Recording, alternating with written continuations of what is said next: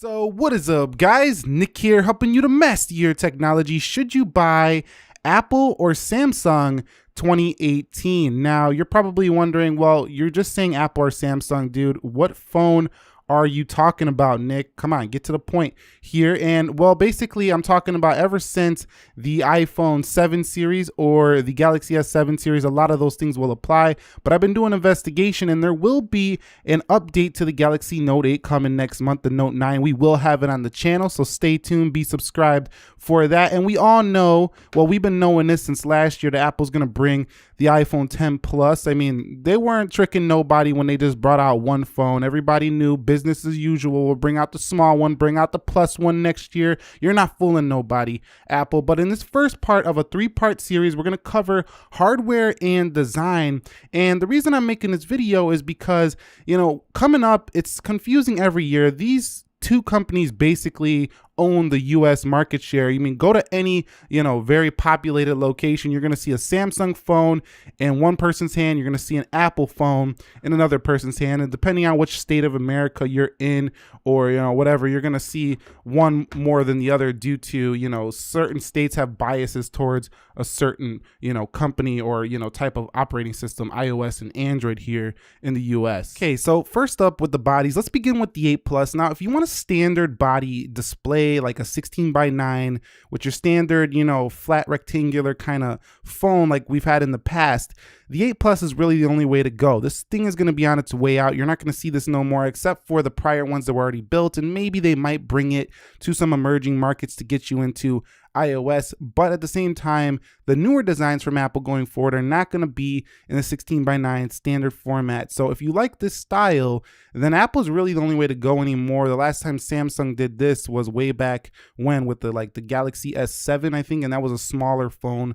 The Note, I think it was a Note FE, Note 7, that kind of had a 16:9, but it was more narrow. It had a curve, so it wasn't, as traditional feel. So if you want that traditional feel, 8 Plus, 7 Plus, these phones are still the way to go, but they do have thick bezels. Now, in terms of the bodies, when it comes to material quality, I want to talk about that next up.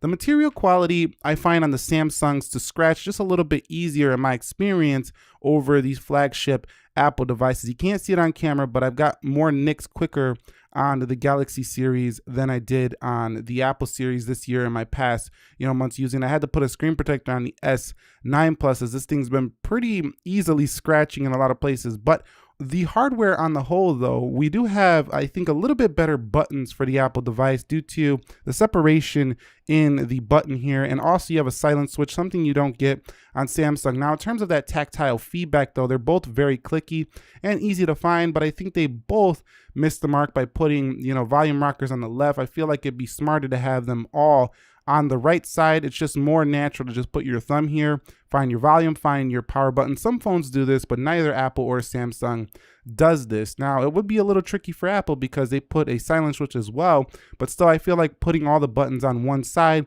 would be great. But when it comes to just the button quality, I find like the Apple is just a little bit easier to find stuff due to its separation, but both are equally clicky and feel good in the hand. Now, one area where Samsung I feel like does a better job with design is where they put the antenna lines. Now, Samsung on both the Note 8 series and the S9 Plus series, they put the antenna lines at the bottom. So that's an area where you don't really look at your phone a lot, is at the bottom. And they also put the other ones up at the top.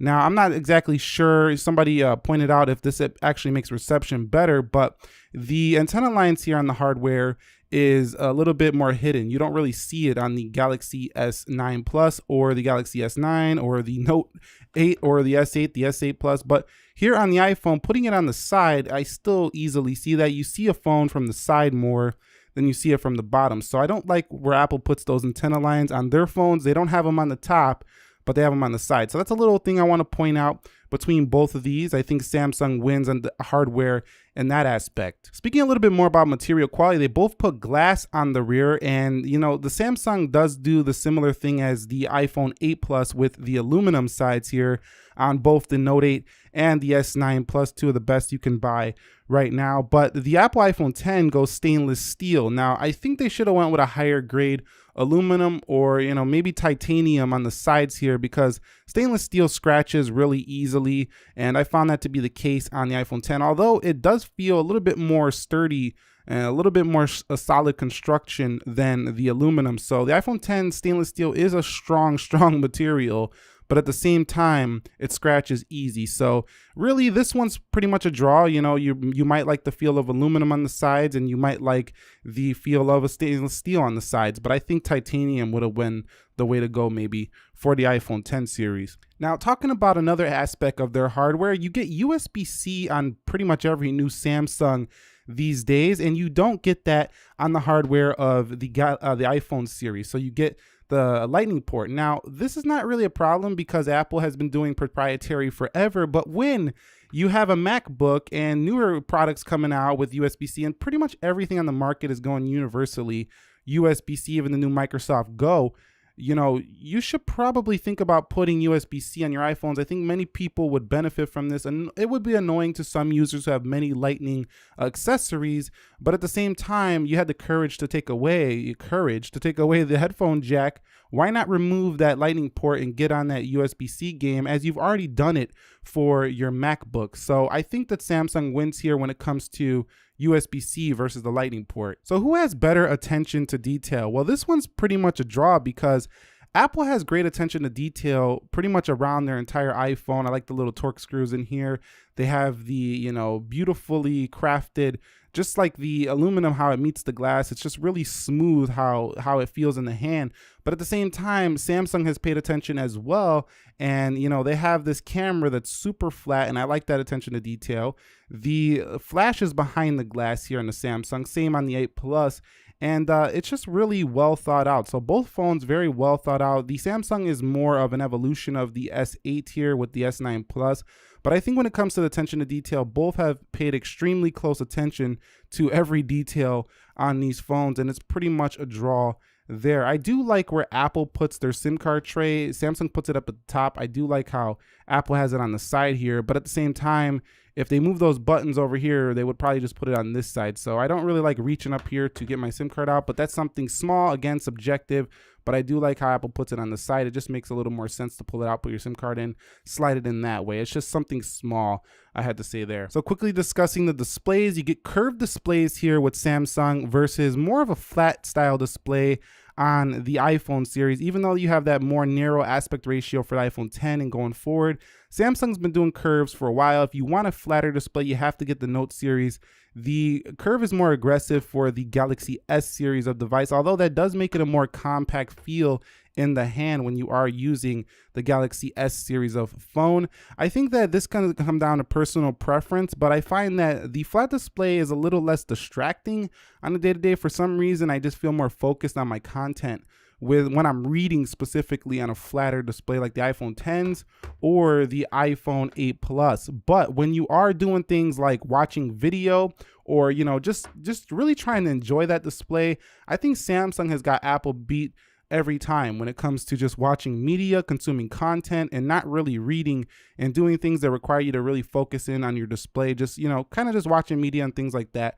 I really find gaming as well to be more enjoyable on the Galaxy's further display quality on the having just them beautiful OLED curved displays. So if you do a lot of reading on your phone and you're not really into the whole media consumption thing, I think that you'll like the iPhone's display a little bit more. But if you're into, you know, consuming a lot of photos and videos and things like that, I think you're going to enjoy Samsung's panel more. One area where Samsung wins, and I talked a little bit about it earlier, is their flat camera designs on the rear. So the Galaxy S9, iPhone 10, we see the little hump there. For the iPhone 10, this does make a difference. When you have the iPhone 10 on the table, it does rock around a little, you hear that. Now on the Samsung, it doesn't really rock around that much, a little bit slightly, but that's not due really to the camera.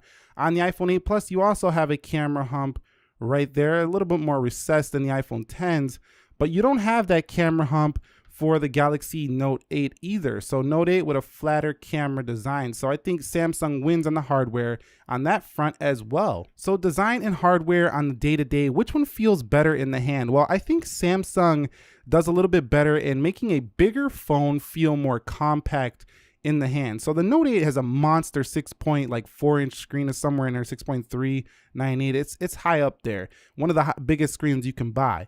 But the Note 8 feels more compact than you would think. It's really tall, but because it's so narrow, Samsung has done a really good job at thinning out the bezels and making this feel as compact as possible for a large phone. And Galaxy Note 2, those older phones felt bigger for their time than this phone feels, even though it has a really monster display. Now the iPhone series, I feel like it has a little bit more of a comfortable feel around the corners, like just resting in the palm. It just has a slight more curve here. It just feels better here in the palm. So like if you're doing a lot of one-handed texting, I like the iPhone series a little bit better. Same here with the iPhone 10. Has a really comfortable fit in the hand, and these curves are they're just ergonomic. So I really like that about the iPhone series, whereas on the Galaxy series, it's a little bit sharper on the edges to me in my experience. So when it comes to feeling the hand every day, I think the everyday phone is a little more comfortable on the iPhone series, but I think that Samsung gives you more for your money when it comes to screen to body ratio, basically. Moving on to their processors and RAM, well, it's basically very simple. Samsung has the better RAM on their phones, and meaning more RAM. Apple has the better actual processor, like the A11 Bionic chip is faster than the Samsung chip. But in the real world, Samsung has really stepped it up, specifically on the Snapdragon 845 S9. This actually feels faster than any Apple phone in the real world when you're just opening up apps on the day-to-day. The Apple might have the more graphically intensive, chip. Specifically, I'm talking about video editing. It renders so much quicker than a Samsung phone. But most people are not doing video rendering on their devices, and if you are, then you want the Apple phone. But Samsung really has stepped it up, and even with the Snapdragon series, that argument about Exynos being better than the Snapdragon, that's old news these days. These phones do not lag on Snapdragon 835 and 845. There is no lag on Note 8 or Samsung S9. So getting an Exynos or a Snapdragon series doesn't really make too much of a difference in this current day and time. And another thing here when we're talking about hardware for part one of the series is weight distribution. Samsung does a better job at this. I feel like Samsung's phones feel lighter than they are for their size. Being so large, they feel pretty light.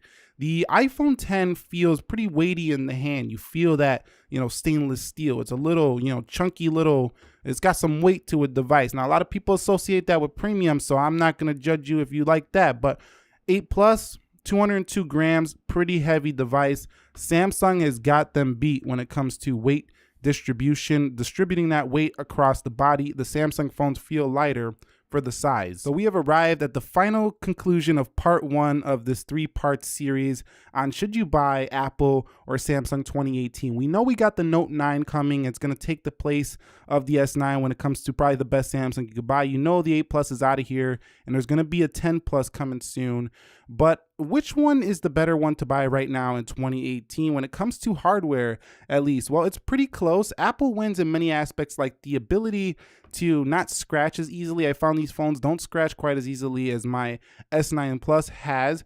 Samsung wins in weight distribution. The phone is large, but it feels very light for its size. So Samsung has a more comfortable weight distribution, but you might like the more premium, weighty feeling, you might call it premium, on the iPhone series. But again, Apple has the better silence switch where you can just silence your phone right from just a button. So, some people might say buttons are old news. Let's get those buttons out of there. Let's do all screen buttons and on fingerprint, displays like we're going to see next year with the S10.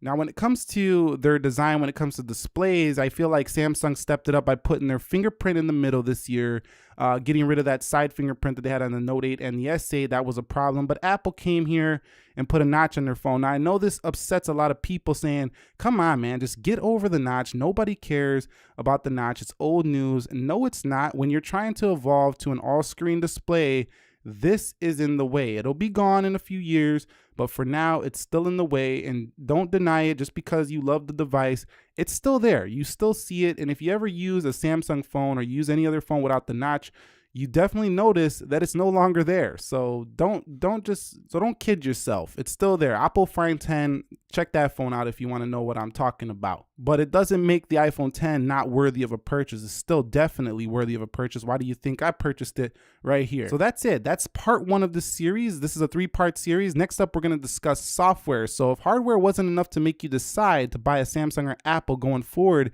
in the year of 2018, they got some new phones coming. It's going to be rather confusing. Stay tuned for my next part where we're going to discuss software between Apple and Samsung. And if you found this video helpful, enjoyable, entertaining, informing in any way, shape, and form, do me a favor, click that like button for me. If you're new here, consider subscribing for more content like this.